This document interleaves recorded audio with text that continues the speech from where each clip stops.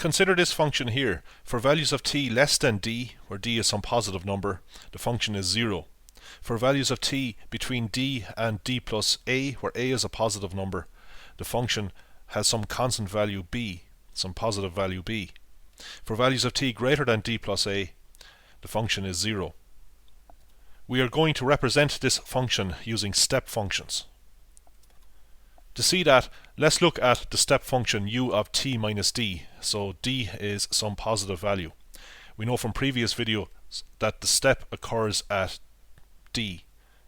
So for t less than d, the function is 0. For t greater than d, the function is equal to 1. Over here we have the function u of t minus d plus a, where a is some positive number.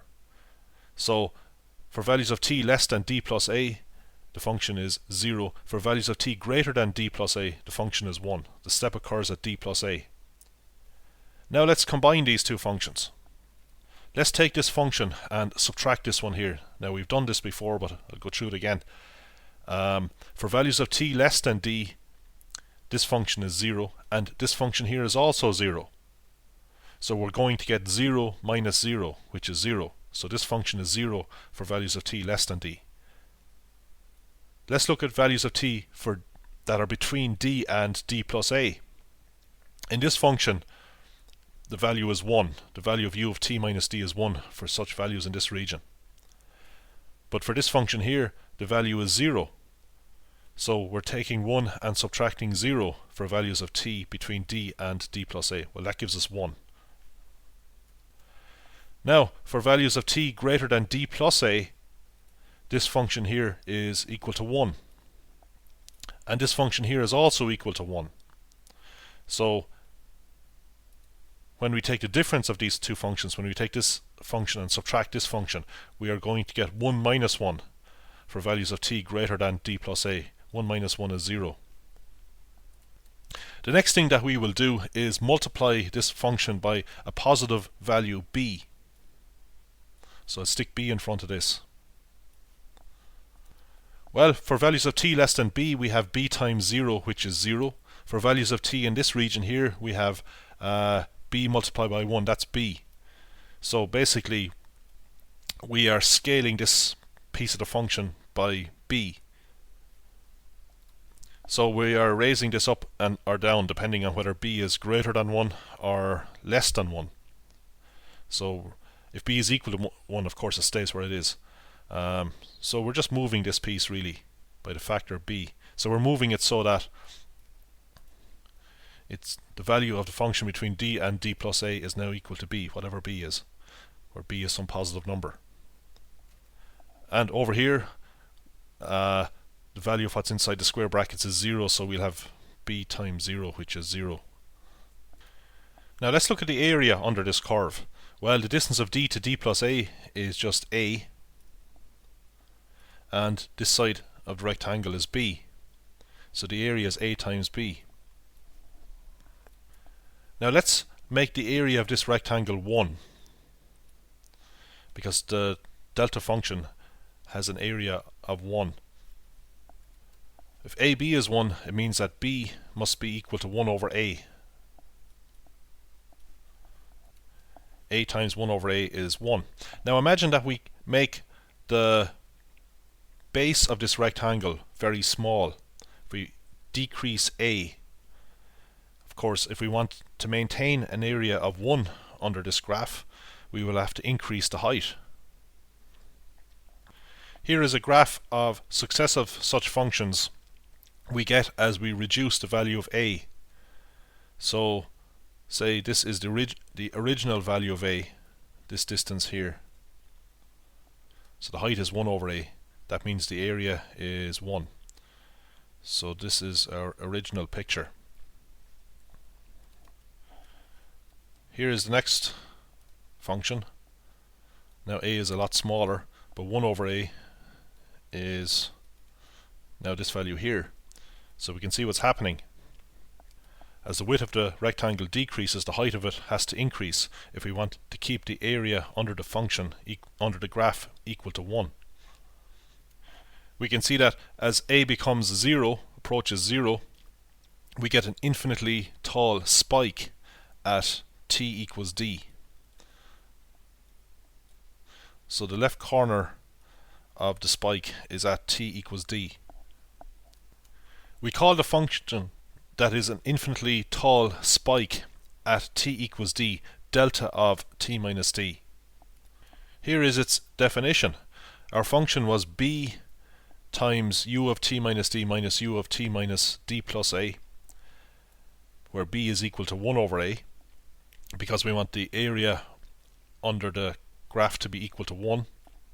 And if we take the limit as a goes to 0, we get that infinitely tall spike at t equals d. However, we are not dealing with an ordinary function here. This limit does not exist. So we can't define delta of t minus d this way. We are going to get 0 over 0 here actually if we take this limit. And 0 over 0 can be set to anything we like. I could set this equal to 2 because 2 times 0 is 0, or I could set it equal to 3, it doesn't matter. However, we can consider the integral of the delta function. If we integrate from minus infinity to plus infinity, we are going to get 1, because we have set this up so that the area underneath it is 1. So we need to integrate this thing from minus infinity to plus infinity.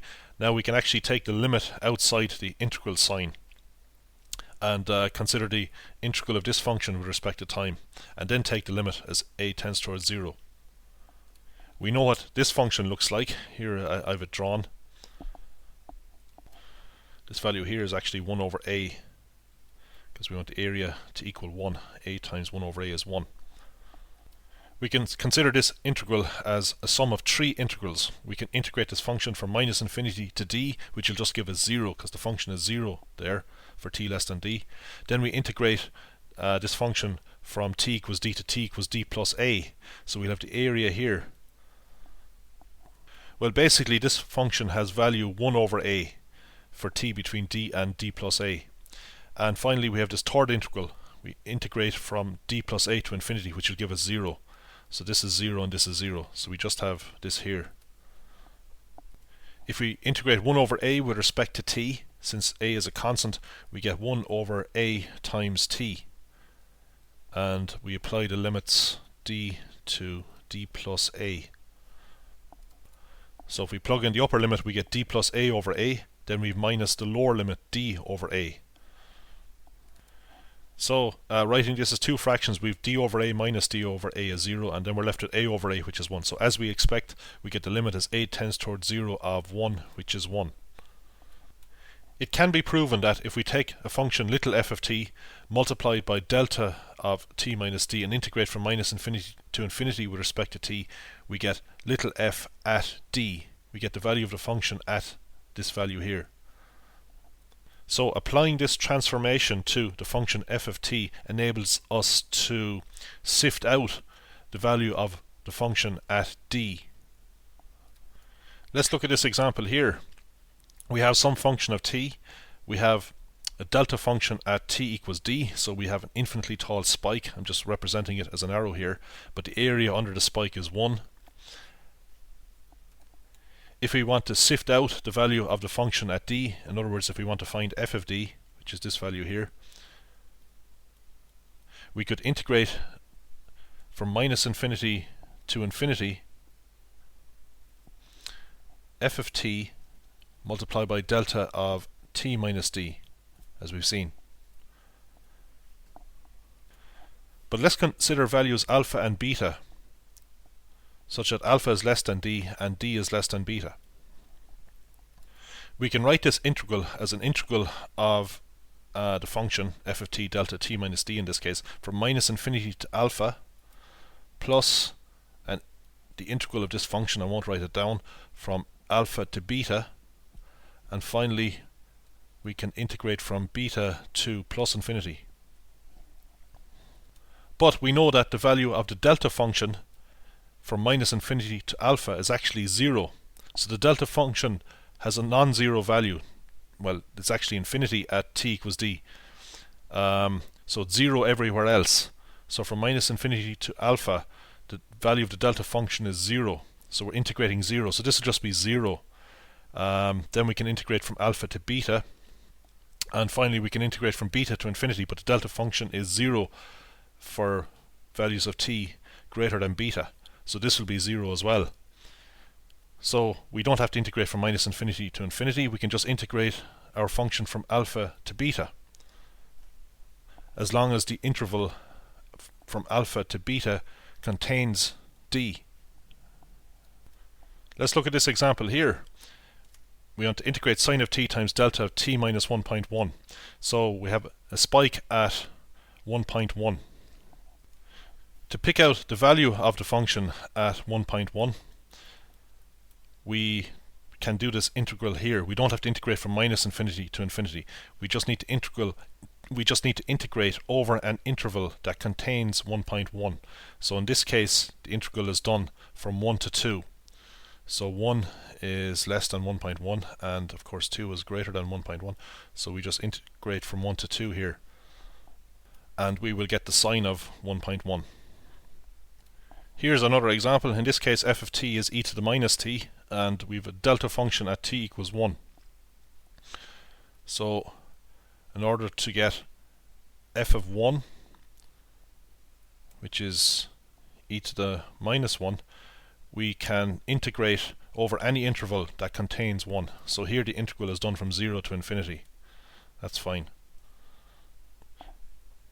We could also, of course, integrate from 0 to, say, 2, or from, say, 0.5 to 1.5 if we want, as long as the interval contains 1. Let's look at the delta function located at t equals minus 1.7. So again, we have an infinitely tall spike, and the area under it is 1. So we write this as delta of t minus whatever this value is. Well, since this value is minus 1.7, we have t minus 1 minus 1.7, which of course is t plus 1.7. Here's another example, delta of t minus 2.3.